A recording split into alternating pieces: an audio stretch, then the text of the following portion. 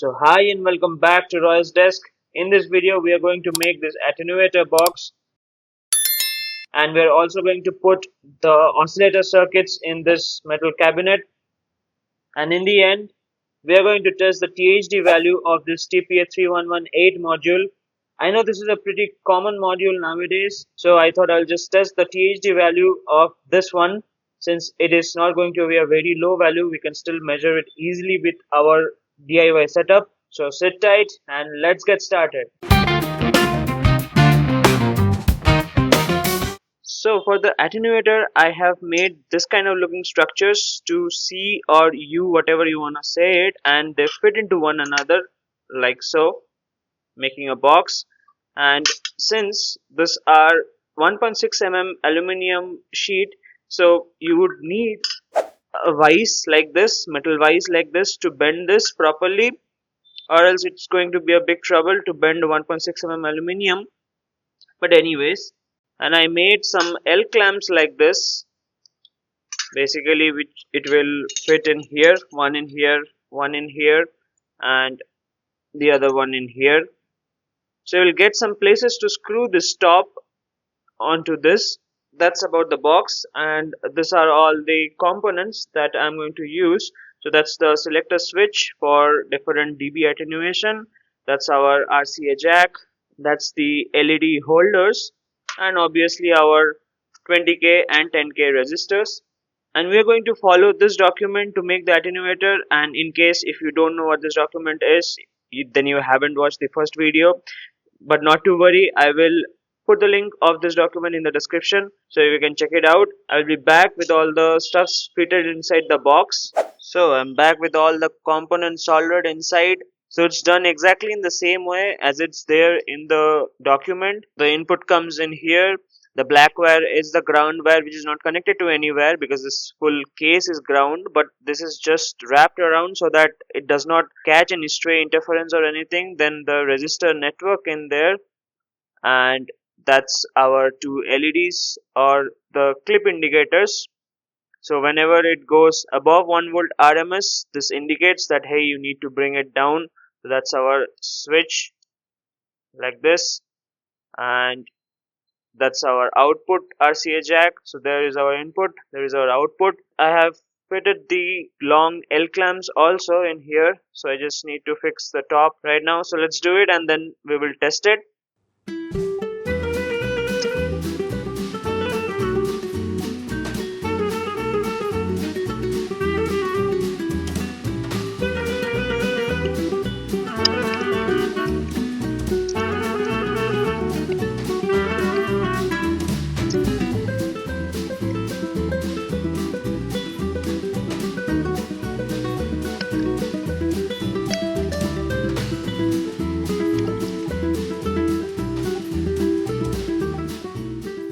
Now let's test it. Let's see what happens to the attenuation when we move this knob.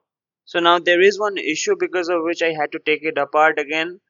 You see, now they have said they have used green LEDs in here which clips at 1 volt RMS, and 1 volt RMS means 1.414 volts peak, or it also means 2.828 volts peak to peak.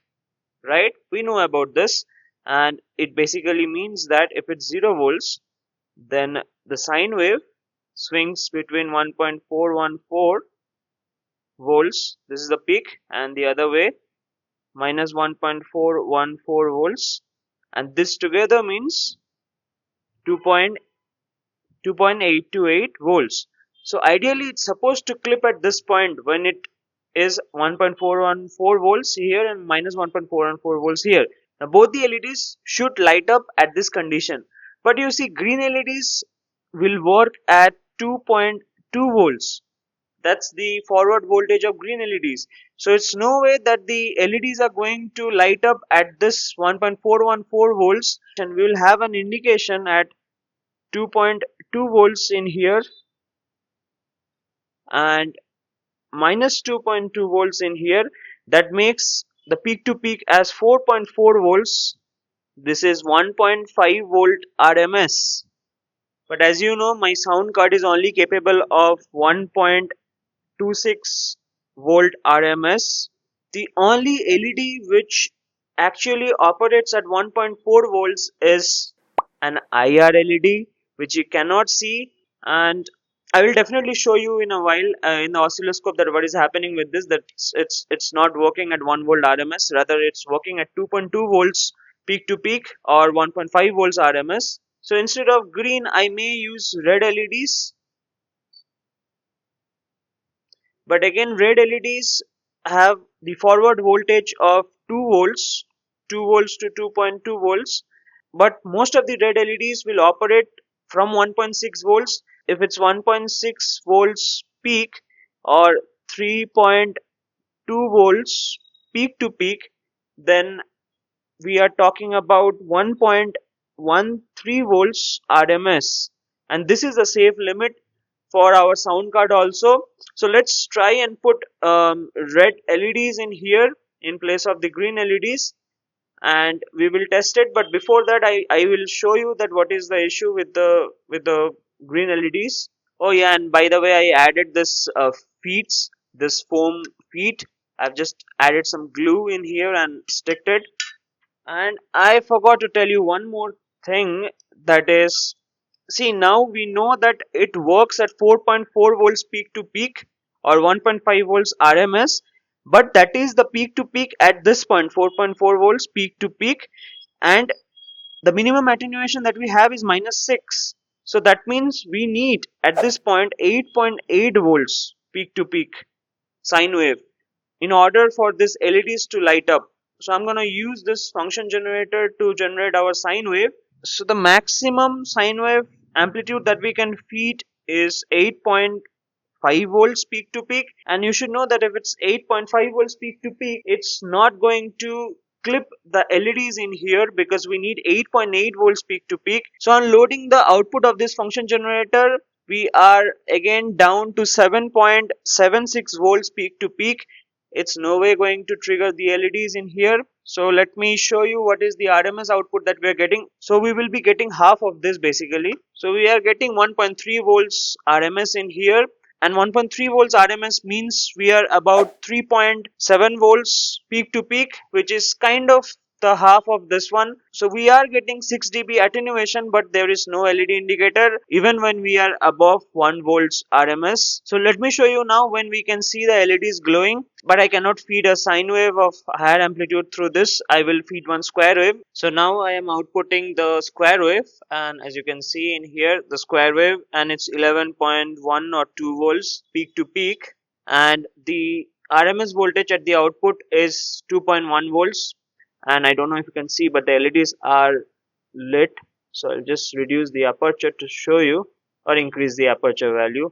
So as you can see, the green LEDs are glowing, and if I'm moving back, so if we increase the attenuation, the LEDs are not glowing now because we are at -12 dB attenuation, and then again more. If we go up, we can attenuate the signal more, but yes, at -6 dB attenuation it is working. So now let's change the LEDs to red LEDs and see what values we get.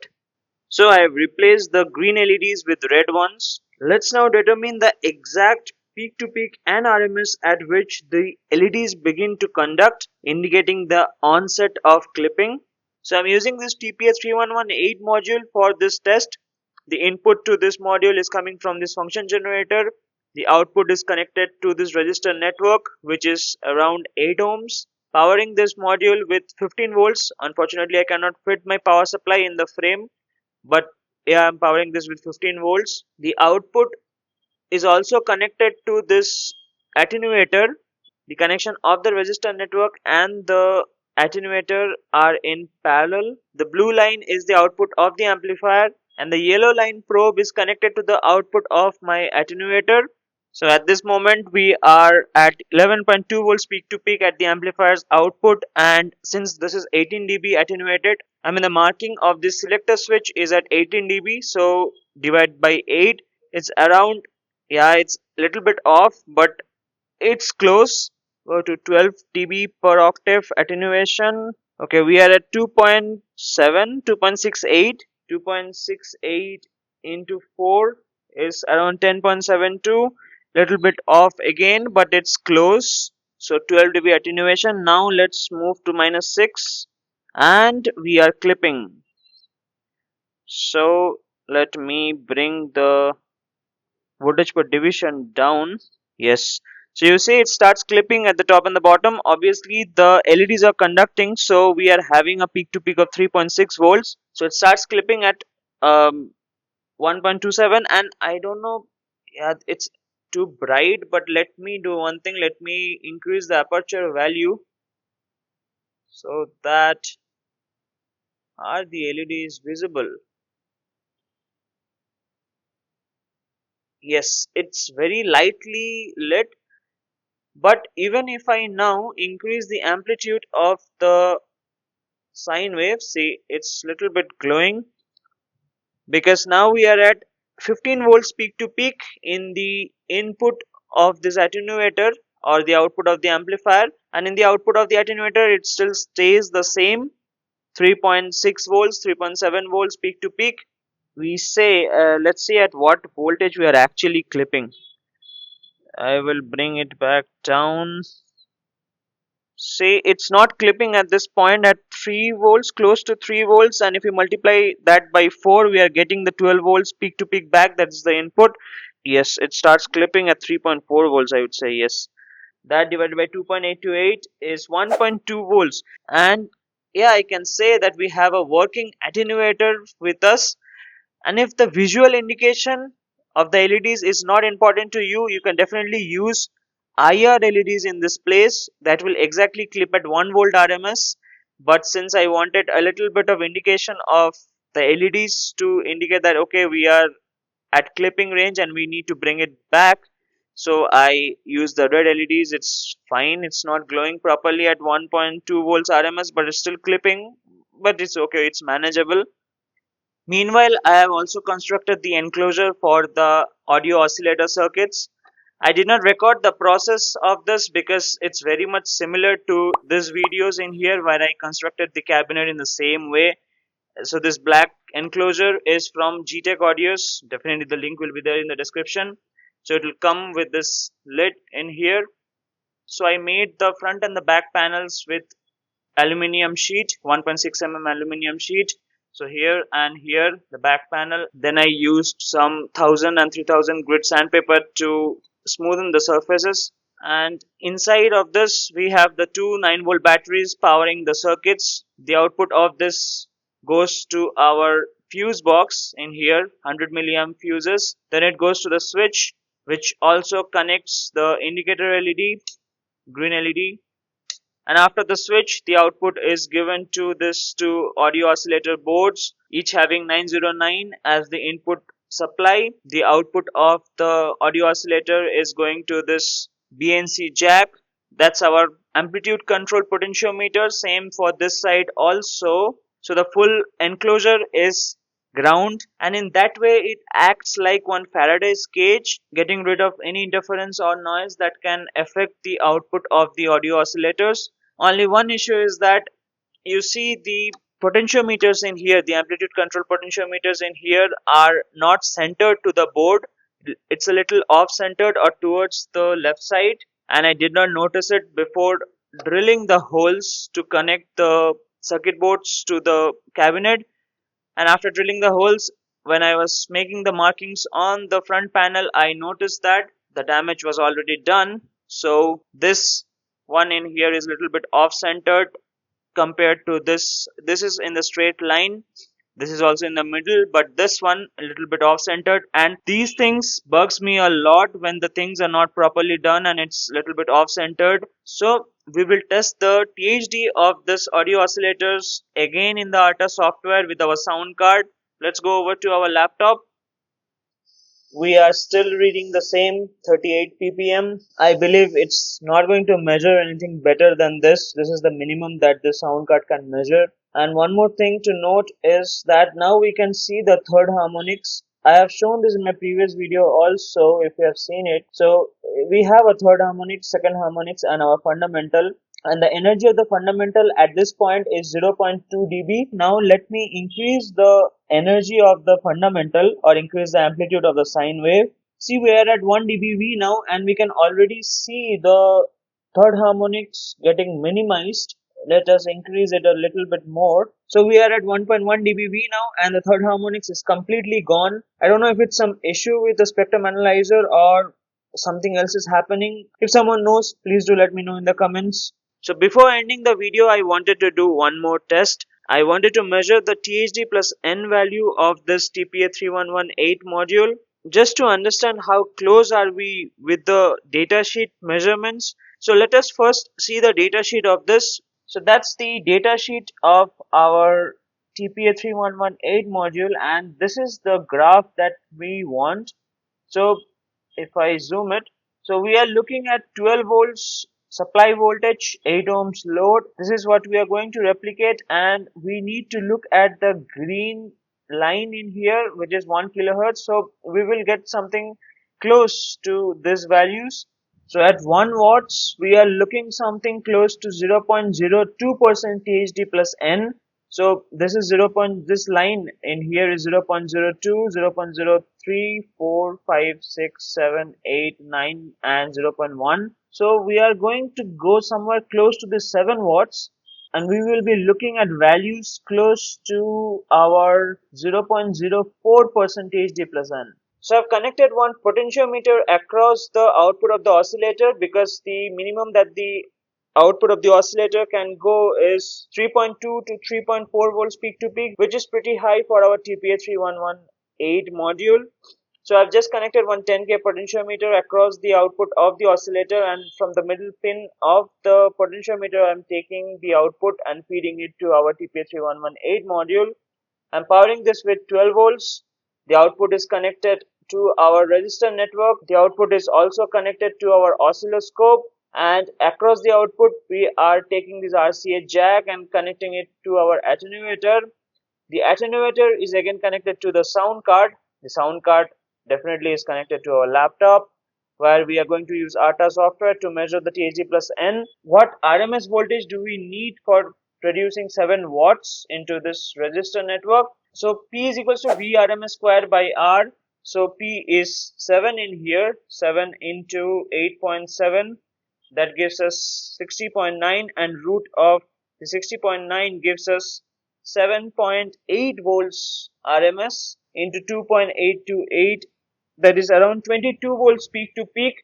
We're going to feed this, and we have to check what is the THD plus N. Now this is definitely very high for our sound card, so that's why we are using the attenuator, and we need around 10 times of attenuation to feed this to our sound card. So at first we'll put this to minus 24 dB attenuation, then we will see if we can move it to minus 18 or not, but at first we'll go for minus 24 dB attenuation just to be on the safer side. So let's power everything on. So we have the output in here.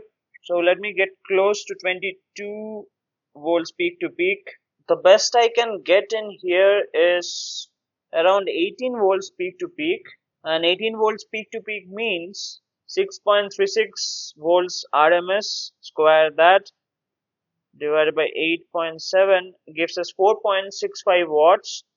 At 4.65 watts, if we look in the ARTA software now, we are looking at 0.11% of THD plus N, which I know is very high compared to what is there in the data sheet. 4.6 watts is somewhere in here, and in here we are looking something close to again 0.03% of THD. But there is also another point, which is, see, this is the second harmonics at 3351. We are at minus 669.5, but this is measuring with reference to our fundamental, which is already at minus 7 dBV. So this is not at 0 dBV. It's comparing this energy with this energy. That's why we are getting this high value. So if we try to calculate this manually, because I cannot go any higher than this, so because if I move my attenuator to minus 12 dB, the LEDs will clip and I cannot give that output directly to my sound card. So I have to stay at minus 18 dB per octave. and because of which I'm already at minus 7 dBV. So let's calculate what happens at minus 16.9, because I assume that this second harmonics is going to stay same at 0 dBV also when we move this to 0 dBV. So minus 69.5 divided by 20, negate of that, 10 to the power minus 3.475. So this is giving us the value of 0.03% THD, and I assume that the THD plus N also will be very close to that. Now let us do the same measurements at 1 watts, because if we see at the graph at 1 watts, we are looking something close to 0.02% THD plus N. Again, 1 watts is very easy to calculate. Square root of 8.7, 2.94 into 2.828, that gives us 8.34 volts peak to peak. This is what we are looking for. Okay, the closest I can get is 8.4. Now I can move my attenuator also to 12, I guess. The LEDs are not glowing. So again, if we come to our ARTA software, we are measuring something of 0.07% of THD plus N. So I know we are off. We are not exactly to the point where we can say we are very close to the data sheet, but THD plus N, when we are measuring, we have to keep in mind that there are many other parameters which affects the THD plus N, because that's the overall noise also that we are calculating. And since I'm powering this with the switch mode power supply, so there are some noises in there. There are so many wires here and there. There is also causing some noises to come into the picture, because at the end of the day, these are all DIY stuffs, not precision meters, and it cannot compete precision measurements also. So I think it's better not to drag the video more. So let me know in the comments what do you feel about the measurement values that we are getting with this DIY setup. So in the next video, we will look into the notch filter. If adding that between the sound card and the oscillator can really reduce the measurement values, we'll definitely give it a try. So thank you for watching with all the patience. Please do like, share and subscribe to my channel. Also press the bell icon. You will get notified whenever I upload a new video. I will see you soon again. Till then, bye bye.